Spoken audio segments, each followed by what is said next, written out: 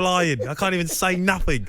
Right, let's talk about Manchester United. They got a result in the end. Ronaldo, 2 wonder goals against Atalanta. They come away with a draw, but, I mean, Jason, Harry Maguire this season, he's not having a good time, is he? He's not. And Pogba. No. Do you know what? In terms of England players that played in the tournament, he's not alone. I think it's fair to say that. And I think there are a number of players that have come out of that tournament and haven't been at their shiny, sparkliest best.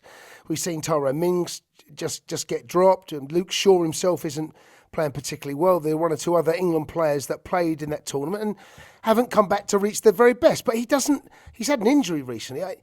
He's one of these lads. He always looked kind of heavy-footed when he's running, certainly back to his own goal. He looks a little bit uneasy on his feet.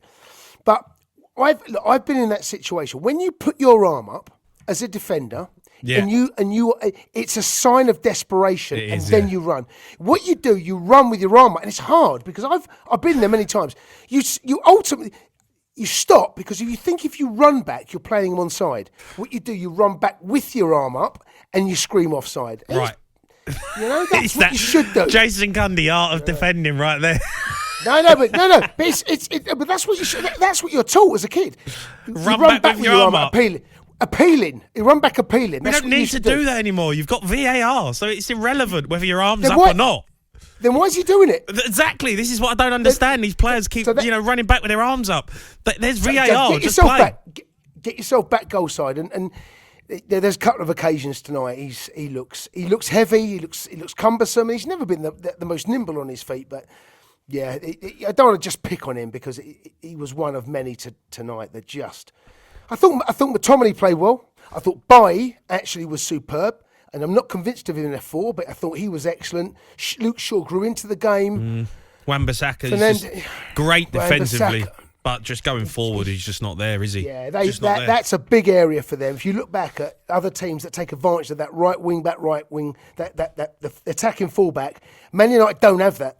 They just simply don't have it. You have to give credit where it's due, though. Going forward, they have got great players. Ronaldo, obviously, produces the goods, but the link-up play for the first goal was sensational. Oh, what a move! Honestly, it's a brilliant piece of play. This is where this is what gets Ollie out of a hole. Is they've got good players, but that's like United do this as a one-off. And I've said this many times, at the risk of repeating myself, I'm going to say it again.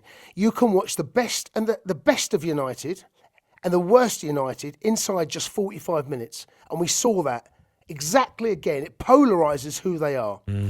They were shocking first half, yet they scored a brilliant goal, and that's who they are. For 45 minutes, they can be rubbish. For 30 seconds in injury time or get something, they can be stunning. And that's you're not going to win anything like that. Okay, let's go to Pav, who's a Manchester United fan. Pav, good evening. Good evening, gentlemen. I wasn't going to ring up, but I heard that Man United fan, and I've got to be honest with you. I wasn't at the Atalanta game. I was at the Villarreal game at Old Trafford. We have stolen 7 points in this group. Ultimately, you can turn it yourself and say it's about results. But the fact remains, at the start of the season or the Champions League draw, we could nobody, not a single United fan could have picked an easier group than this if you go through all the pots, because this is essentially a Europa League group, let's be honest. And the fact that we're struggling with this, do you know what? I listen to people, and I like listening to people and disagree with them. I just don't understand what some people are seeing. Take off the sentimentality glasses and just see what you're seeing. For 45 minutes, the Atalanta keeper in the second half didn't make a save. He didn't even make a save with the goal because he didn't get anywhere near it.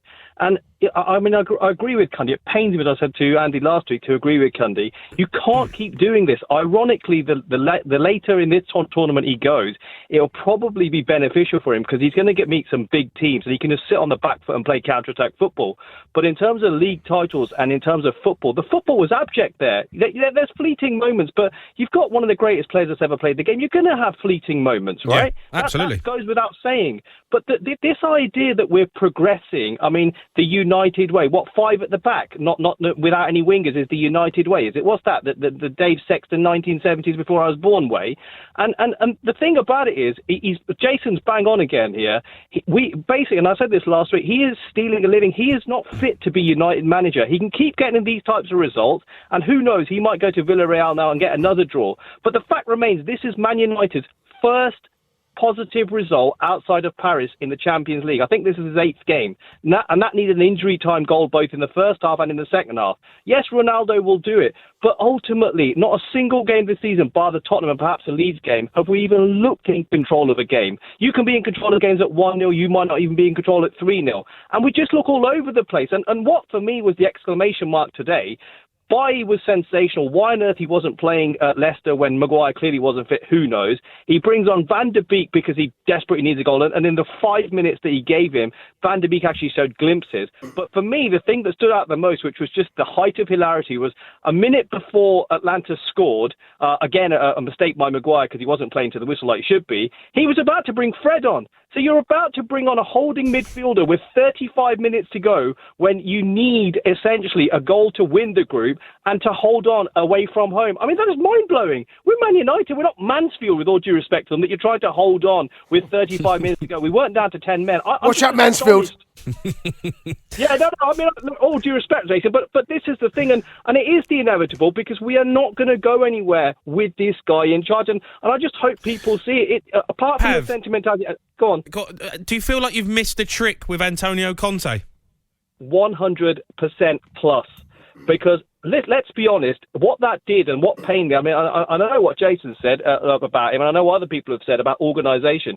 It gives the United board an out to say, oh, well, we can't possibly get rid of him. They'll use that thing which I call Tina, which is called there is no alternative. And they'll say, Tina, we can't get anybody. But the reality is, this guy has got so many potential tools at his disposal, he does not know how to do it. And I said this a couple of weeks ago to some of your colleagues on air. I said, if you give a fool a hammer and a chisel, he doesn't become a carpenter. And that's what this guy is. He is just out of his depth. And I've been saying this for 2 odd seasons, and people are finally beginning to listen, because it's the lack of organisation, not the results, not the football. That can come. But you look at that second half, and you said it yourself, and you've said this before, Jamie, your colleague Crookie has said it as well.